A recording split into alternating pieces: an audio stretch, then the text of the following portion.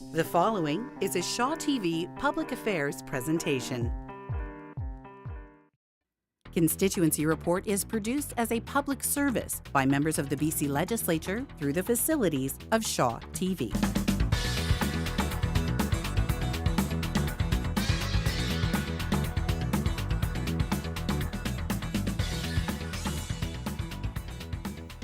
Hello and welcome to Constituency Report on Shaw TV.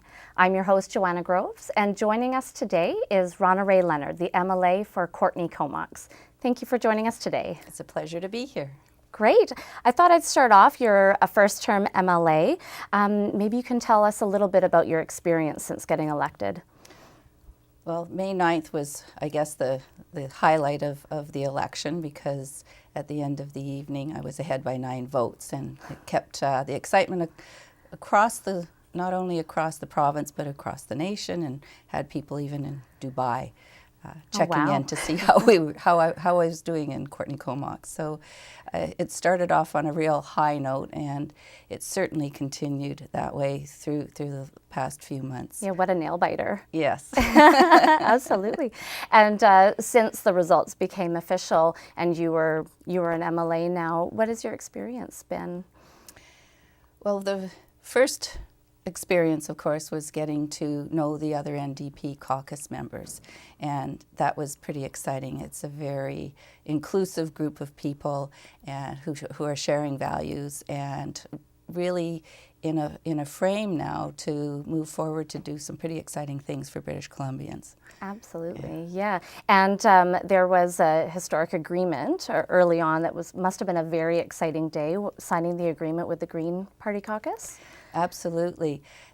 That day felt, I would say, as exciting as May 9th, and in the idea that I wanted to be elected, and I was happy to be elected, but I wanted to be a part of government. I remember standing there with all of the NDP caucus and the Green caucus, knowing that we were really moving forward on our commitments and our value to work together for a better BC, and getting to sign, along with Sonia Furstenau, the Green candidate who became the MLA for Cowichan Valley, it just really kind of sealed the deal for me. Yeah, I think it was exciting for a lot of people across BC. Did you get good feedback from your community? Yes, I went home after the signing and I reached out to business leaders, real estate folks, people in the environmental sector, people in healthcare, and across the board, everyone was hopeful that there was a way for us to go forward in British Columbia. Wonderful. And of course, it was quite a transition period. And finally, on July 18th, I know you brought a couple of photos from when the government, the cabinet, was sworn in on July 18th. Can you tell about this photo here? Well, it was another historic moment in my life. I was meeting the ex-Premier Harcourt. He's worked very hard on sustainability issues, and it was just a real pleasure to be in the company and brushing shoulders with some pretty incredible people on that day. And who are you with in this photo? This was going back to the open house at the legislature, and these are folks from home. One of the women is the president of the Early Childhood Educators of BC.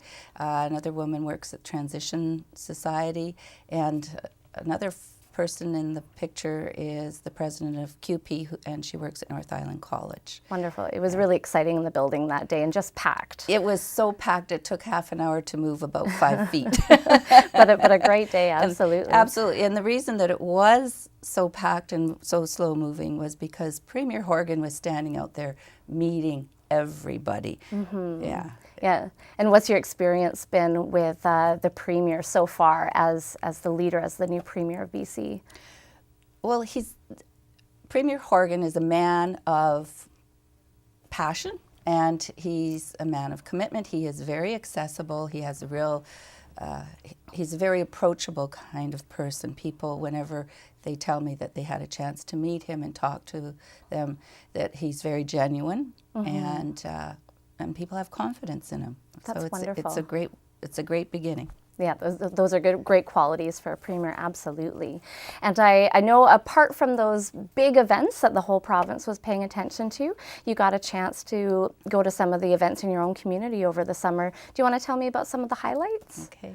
I was going through my calendar in anticipation of this question, and the first thing that popped up was I had an opportunity to go up Mount Washington and help with the release of some marmots. This is an endangered species that they're working very hard to bring back, and it's in my bailiwick. So it was wonderful to be a part of that. That's wonderful. Along with Scott Fraser. Yeah. Oh, that's great. So can you tell me a bit more about that? I mean, did you get to open the cages? Or? Well, I actually was invited to carry one of the cages on my back. And the trick was you had to be very smooth as you walked, because if you jostled them at all, they started squealing. So the trick was you got top marks if you were able to have your marmot released without a squeal. And did you get top marks? I did. Oh, wonderful.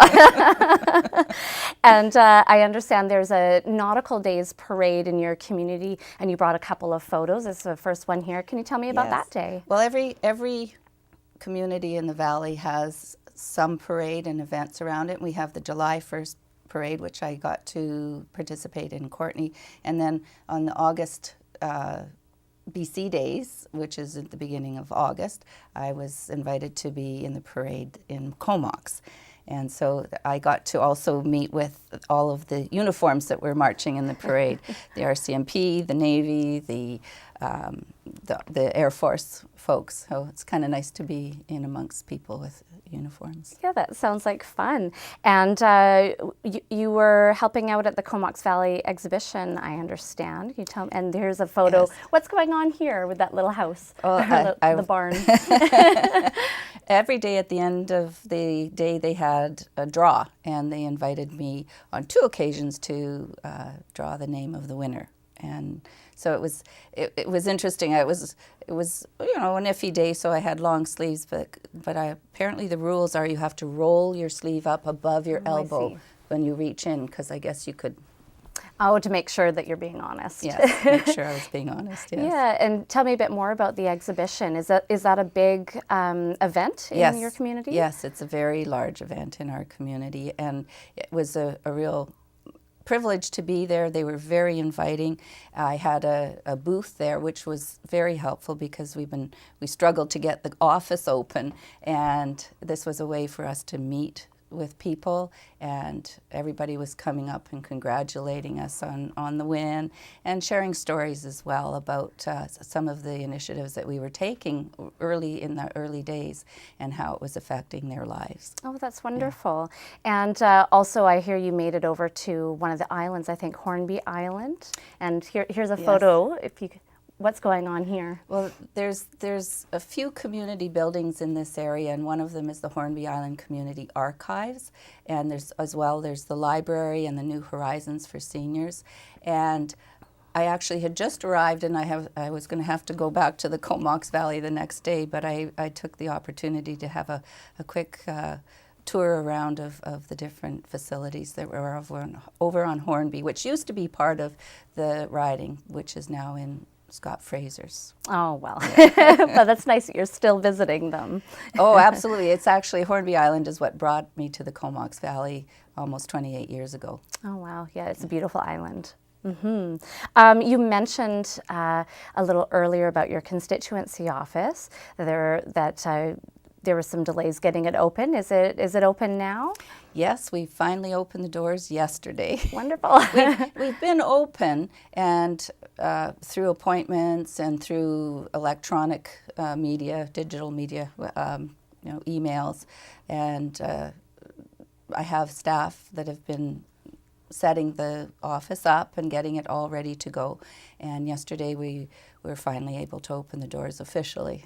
Wonderful, and I expect your constituents can anticipate hearing about an open house maybe in the future. Yes, we are organizing one even as we speak. So stay tuned, Stay tuned. Absolutely. It'll be soon. Great.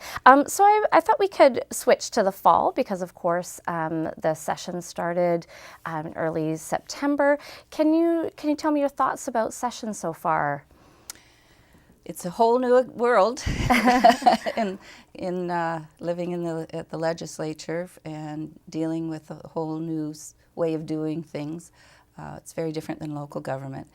It's pretty exciting to be a part of government that's actually moving things forward. Yeah, absolutely. I think it's September 20th when we actually passed our first budget. And I remember the sense of euphoria amongst everybody. Absolutely. Yeah. What were there any highlights in the budget update that might be of interest to the people back home? Well, certainly the very first act to raise the income assistance and disability by $100. Absolutely. And allow for the $200 more in earning exemptions for people on disability.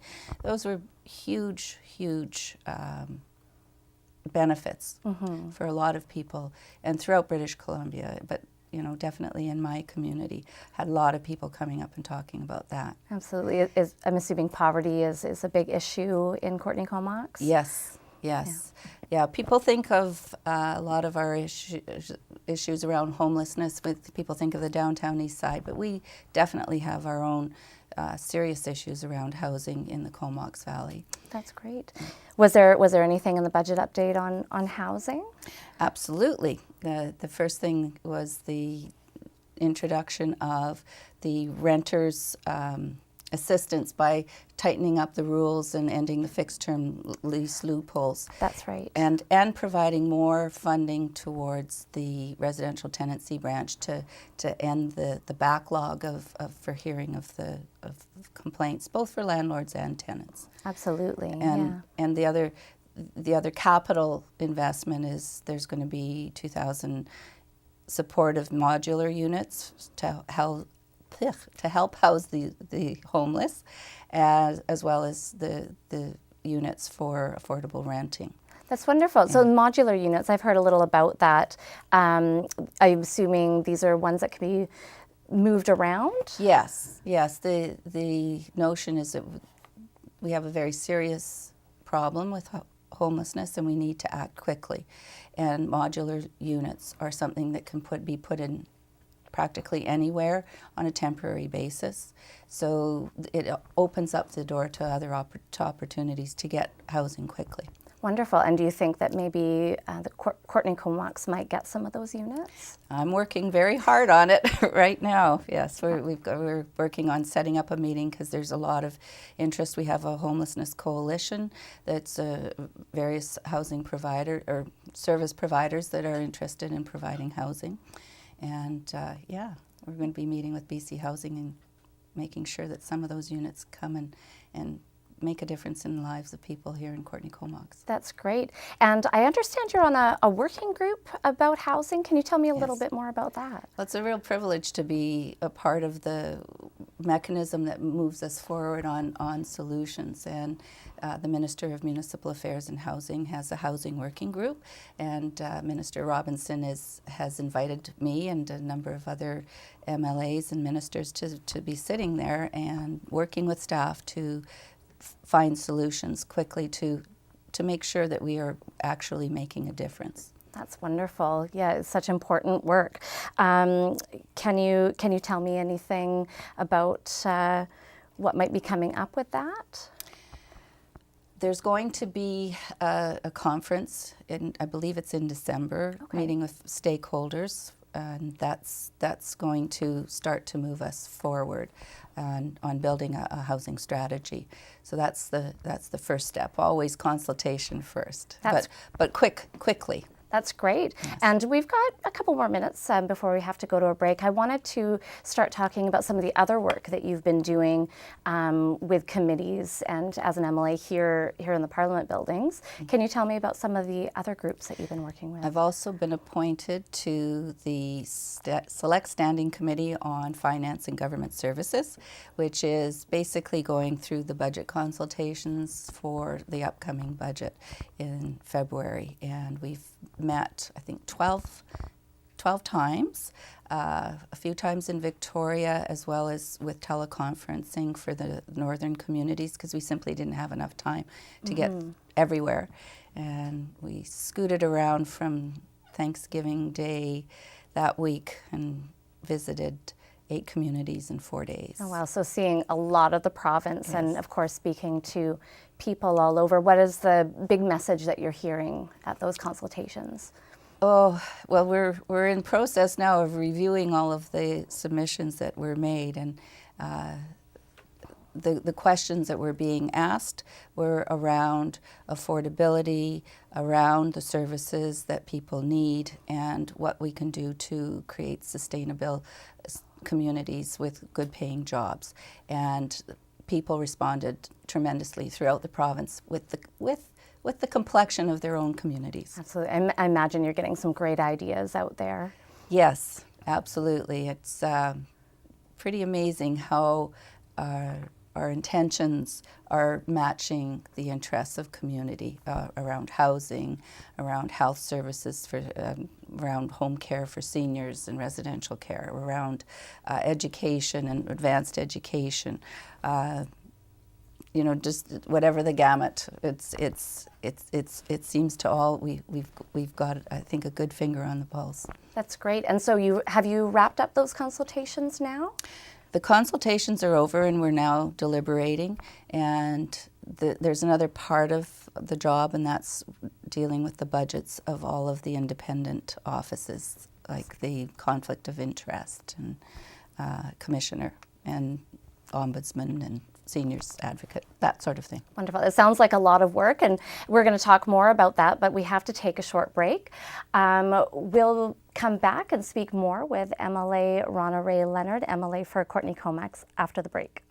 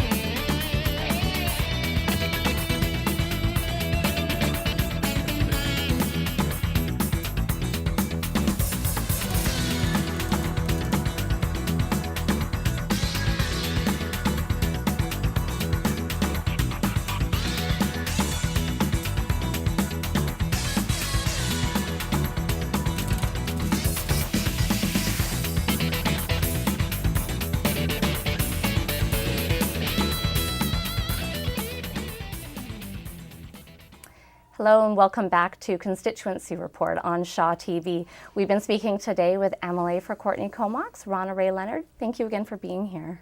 Thank you for having me. Great. So we were talking before the break about some of the things happening so far with session and your work on the Finance Committee. I wanted to switch gears a little bit and talk about some of the things the new government is doing. And I know that one of the things they did was was about adult basic education and English language learning. Can you tell us what the announcement was there? Well, early on, Minister Mark and the Premier announced the elimination of tuition on adult basic education and English language learning. And those tuitions had been reintroduced a few years ago by the previous Liberal government, and the backlash was pretty tremendous. There was a drop of something like 35% enrollment because people simply couldn't afford it, and it's one of the basics of helping people move forward in their lives. And I had the privilege of being at the college shortly after the announcement was made with Minister Mark, and amongst the people that greeted her was the student union, and the representative talked about herself being one of those people who had gone through the adult basic education and was moving forward quite successfully now. So she was one of those success stories that we know we're going to see more of. Oh, wonderful. Yeah, so education is so key, especially if for jobs, if people want to move forward with their lives. That's right. If you don't have the basic education, you can't go on to learn various skills or trades. Your opportunities for work become much more limited. I met a woman during the campaign who was desperate to be able to get into that program, and she looked like she could blow away in the wind. That her life was a serious struggle. So the opportunity to move forward was going to be very real in her life. How wonderful to be able to do something very real for someone in your community. Along with the education and creating opportunities, there was another announcement about a tuition waiver for former kids in care. Another huge thing. Can you tell me a bit more about that? Yes, the interest amongst foster care providers as well as children aging out of care is that the government is the parent, and we need to have a responsibility that continues on so that they can have the successes in life that other children have the advantage of with natural parents. Absolutely. And we had an opportunity in a reception to hear from some kids who are now adults who've aged out of care and who are desperately in need of the supports to be able to move into a successful place in our society. Well, hopefully this is a good step forward for them. Yes, absolutely. Especially breaking out of the cycle of poverty and all the terrible things that we hear about. Yeah. Yes, yes. And of course, one of the big issues in everybody's life is housing. Right. When you're 19 and that's the end of your care and you don't have the tools to move forward, life can become pretty desperate, and a lot of our homeless are kids who have aged out of care. Yeah. So we do have a bigger responsibility. Absolutely. And another related issue with poverty and with other people across the province as well is the opioid overdose crisis.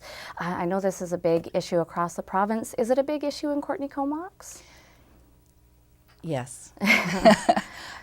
Earlier I was talking about how people think that homelessness is about the downtown east side. Right. People think that the opioid crisis is downtown east side, and it's not.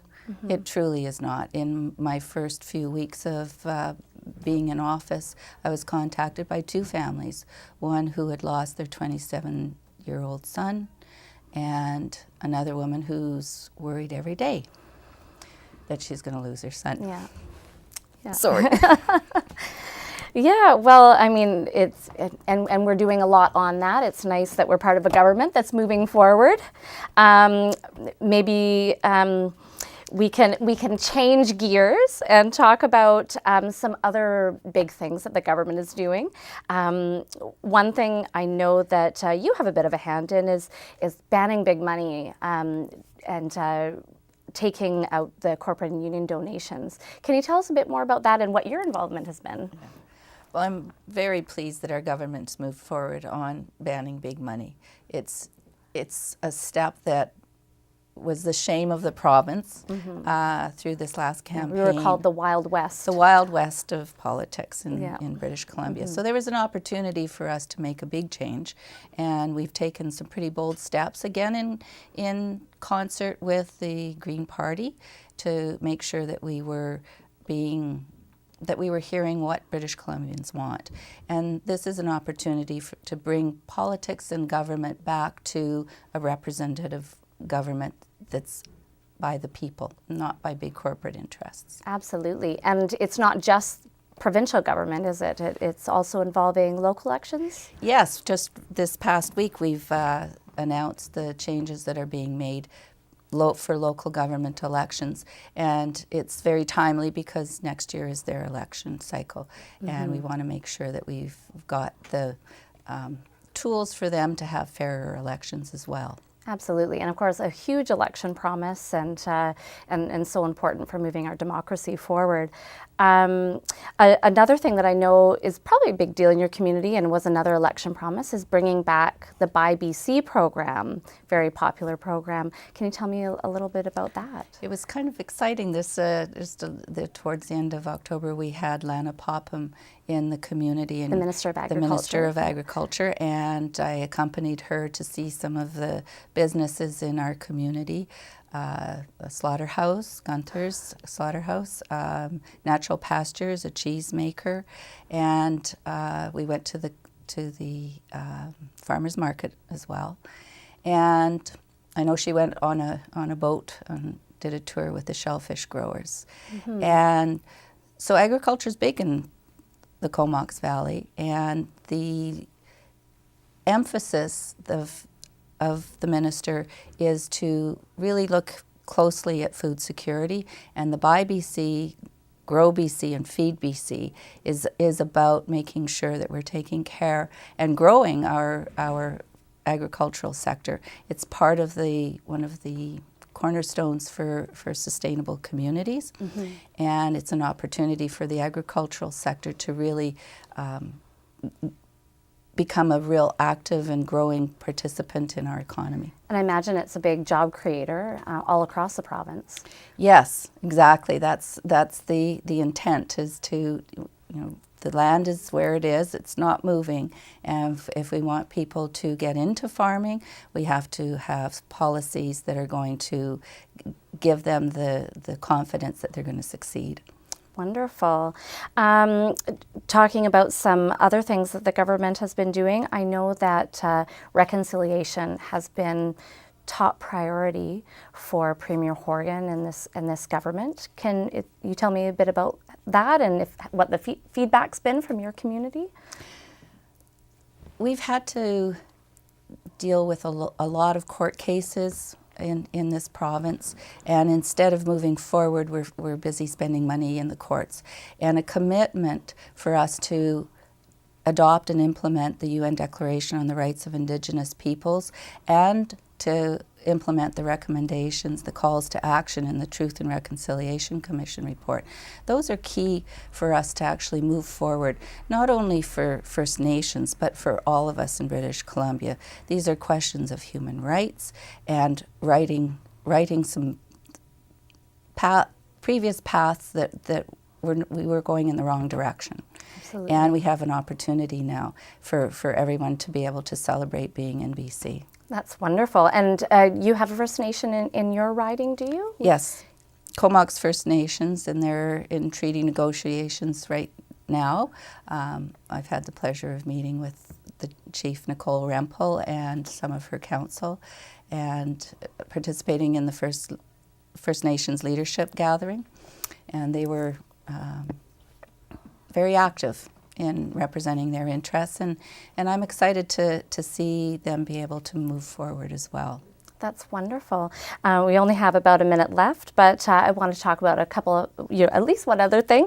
I know that electoral reform, changing our first past the post system, was a big election topic, and I think the government's moving forward with this. Can you tell people back at home what they can expect to see? Right. Well, the bill that's coming forward right now, I get to speak to actually this afternoon. I'm pretty excited about it. It's a grassroots effort for the last many years to make sure that we have proportional representation of government, and it's coming.